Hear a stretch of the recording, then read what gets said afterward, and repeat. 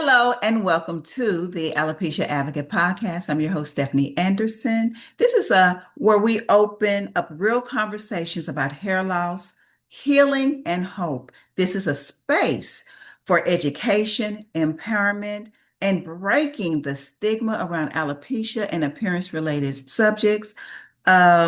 Together, we'll explore stories, science, and strategies that can help us see the beauty and strength and confidence in a new light. Our special guest today is Coach Resha, and we're going to dive into her journey, her insights, and what drives her work to support and inspire others. But first, let me share a little bit with you about Coach Resha. Coach Resha is a certified trichologist and scalp micropigmentation artist who specializes in helping men take control of their hair loss.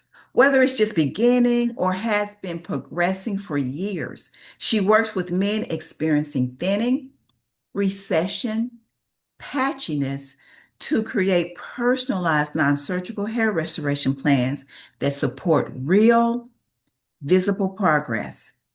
Men deserve to know that surgery isn't their only option. There are holistic, science-backed alternatives that focus on restoring not just the hair, but confidence and identity too. Coach Risha is completing her doctorate and PhD in holistic health and natural medicine to help clients move beyond service level treatments and uncover the deeper factors contributing to alopecia. Hair loss is often a symptom, not just a cosmetic issue. While it doesn't always signal something serious, it is a sign that something in the body has changed. With greater awareness, more people can start listening to their hair and scalp and listen to what they're trying to tell them instead of ignoring the warning signs. Mhm. Coach Reese, Yes. thank you Yes. so much for joining me today and helping me in this month-long endeavor to bring awareness to alopecia.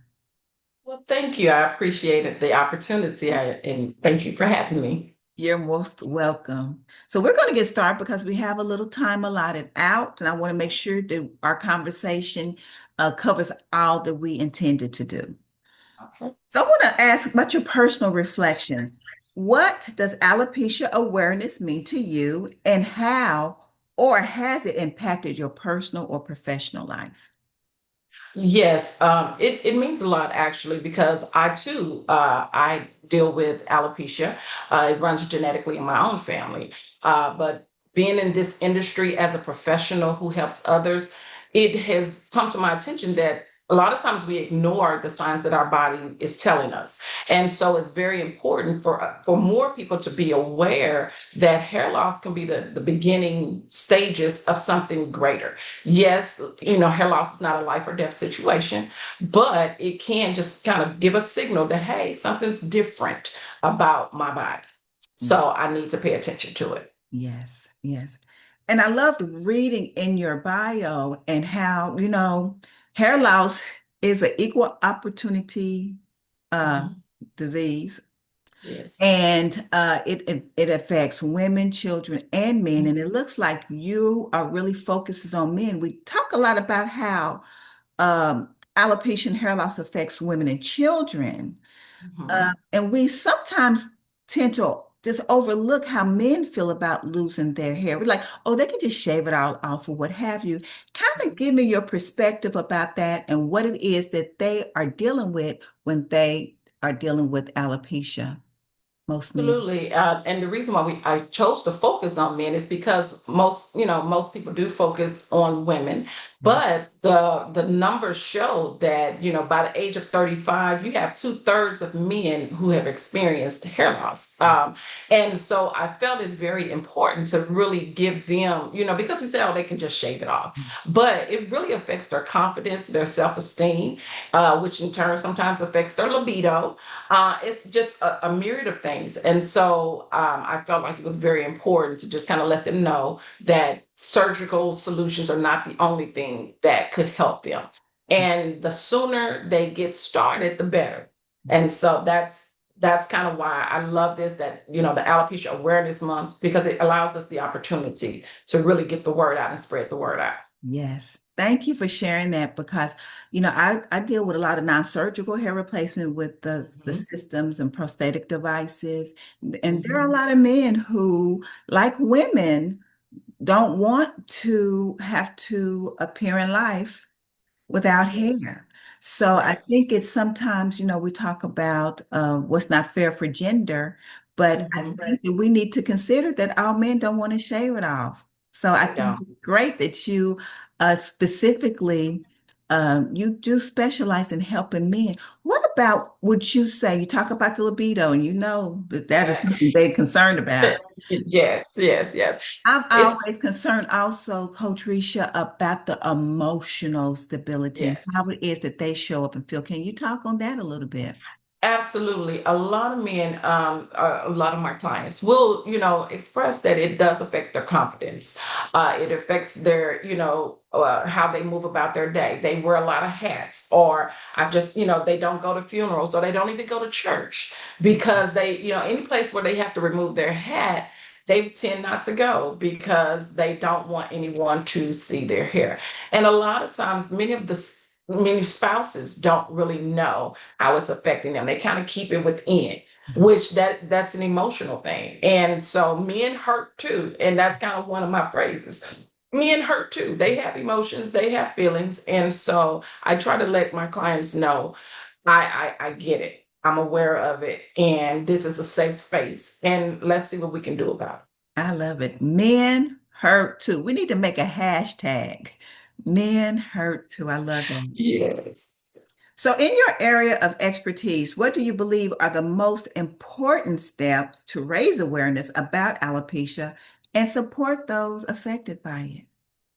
Well, what I have found is one of the things that I'm really proponent of is going back to the barbers, because the barbers are the ones that they're the first in line of defense. And so the more I can educate barbers on just some of the beginning signs of hair loss to look for, and not waiting until, most of my clients, when I ask them how long ago did you notice hair loss? 10 years. It seems like 10 years is before. And the It's that thing magic is number. Yeah, yeah, 10 the is the magic magic number. number. And it's like the sooner we can get, things going, the better the results. Yes, nothing is guaranteed, but the time to deal with hair loss is now. So going back and working with barbers, and even barber schools, talking to them, letting them know, no, I know you're not in this to deal with hair loss, but you are the first line of defense. So I want to kind of just give you some things to look for, and some things to kind of stay more proactive instead of reactive. And that'll help your clients, because I'm not a barber, I'm not a licensed barber. So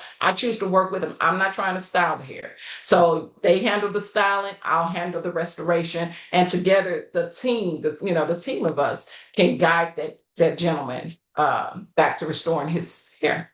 Yes, I love that.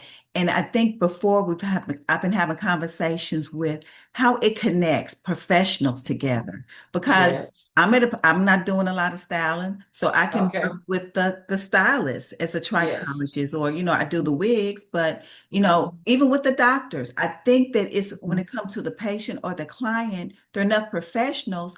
Our whole purpose is to help this person, so it's like a connective group that we should be able to come together or even do referrals for or whatever we need to do in order to make this something that we can help somebody. I think you have like a Absolutely. concierge. You talked about the barbers.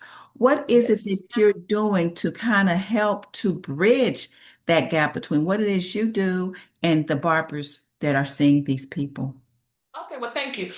We have something what we call Trico Concierge Services, where some barbershops opt to have actually me and my hair coach come in and do consultations on site. Mm. And that way it builds a trust, it builds a level of warmth.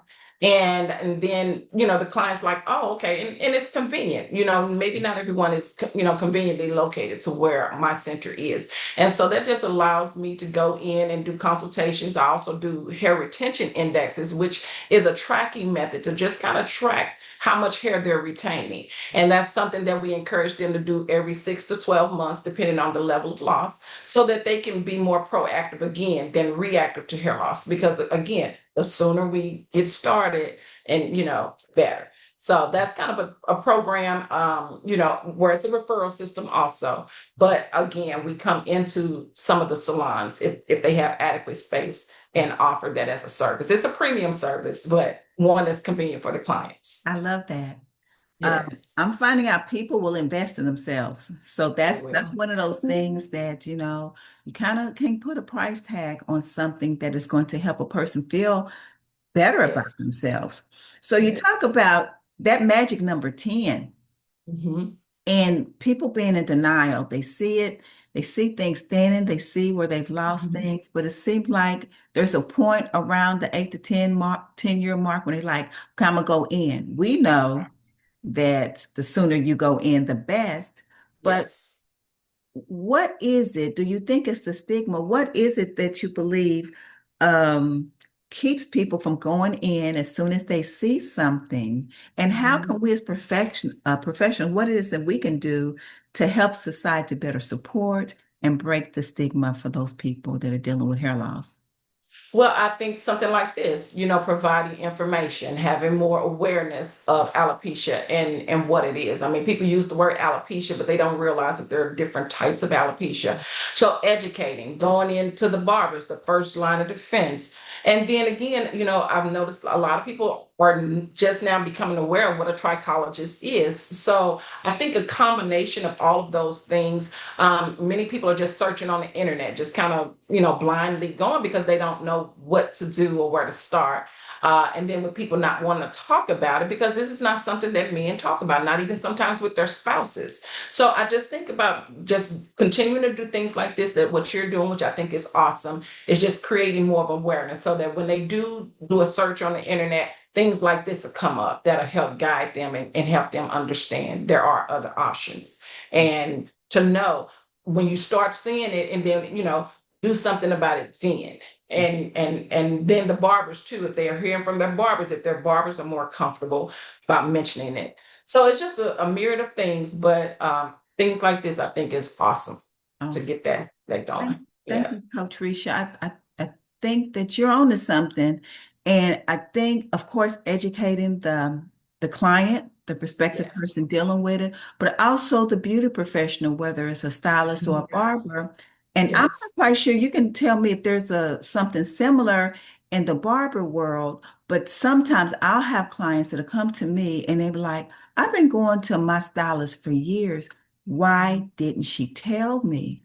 I don't know Yes. because if I see something, I'm gonna say something. But I think that sometimes people think that you're going to blame them when it's nothing that Yes. they've done. Sometimes, Absolutely. like you said, it's hormonal. It's Yes. they're on medication that has changed Mhm. and it's causing them to lose. What is there something like that in the barber world where men are like losing hair and nobody is saying nothing and they like, It It really is. And then a lot of times barbers in barber school are not really learning how to deal with hair loss. They're learning how to deal with the hair. So they're kind of guessing at, what to do when they have a client sit in their chair. And that's why I'm really passionate about and just kind of when I realized, okay, there's a gap here. What is going on? Because I know that there are people with hair loss. yeah. Why aren't they knocking down doors, to get help? But again, many barbers are uncomfortable with saying anything, but that's why I kind of offer education, training to just kind of tell them ways. Well, start off with a quick, consultation sheet where that can be addressed when you have a new client. And that way you kind of know, and you can ask them, well, if I'm starting to notice, if I notice hair loss, would you like for me to say something? So that kind of opens the door. And I think if more do that, instead of new clients coming in, they just sit in your chair and you just start cutting. If you have a quick little form that they can fill out, that's the kind of thing that, like, I would absolutely. And then the barber themselves will feel more comfortable talking about it. Yes. So It's some about it's a relationship, right? When it comes it is. to stylists and bartenders. Yes, absolutely. You Absolutely. know, it's a relationship and people entrust us. It's more than just styling. It's more than just Mhm. somebody sitting in your chair, but we have to Yes. be observant because I wouldn't imagine nobody would check a box no if someone Right. asked in a professional setting, would you like me to let you know if I start seeing any kind of thinning or hair loss? Right. I would imagine Absolutely. it'd be 100 yes all the time. So I Yeah. love the fact that you're being proactive in Mhm. creating spaces Yes. with those in barber school and those who are out actually working can actually have something to refer to Yes. that helps them. Thank you.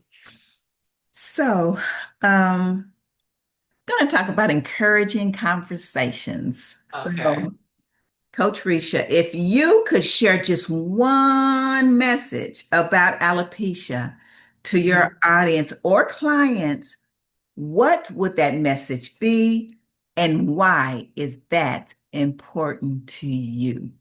Okay. One message. My conversation, it would be, you don't have to do it alone.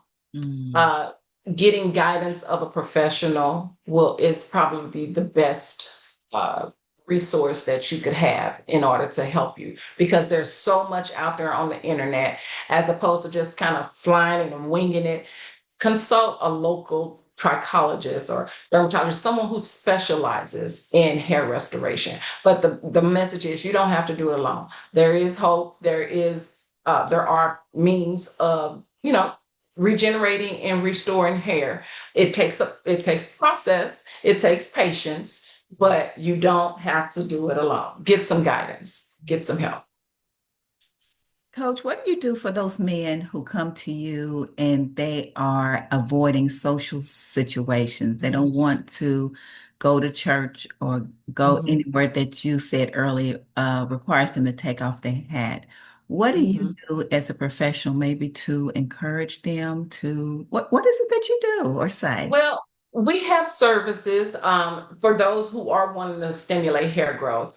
If they need something to just kind of give them a little more density while we're doing that, Mhm. we offer, resources for that. So, scalp pigmentation to kind of give the look of more density. That helps them a little bit feel a little, or they may have to, resort to a non-surgical system, something that will allow them to still, generate hair growth while still kind of having that look that they're wanting. So there are options and solutions, and there's a myriad available, but that's why, consulting a local trichologist or something like that will definitely guide you, as opposed to just, winging it alone and just guessing. Yes. So that's one of the things that, I would suggest. Well, talk to somebody and see what options are. Everyone's different in a different stage, but I'm sure there's a solution that will definitely help. Yes, there's something definitely for everybody. And it just It comes with the is. conversation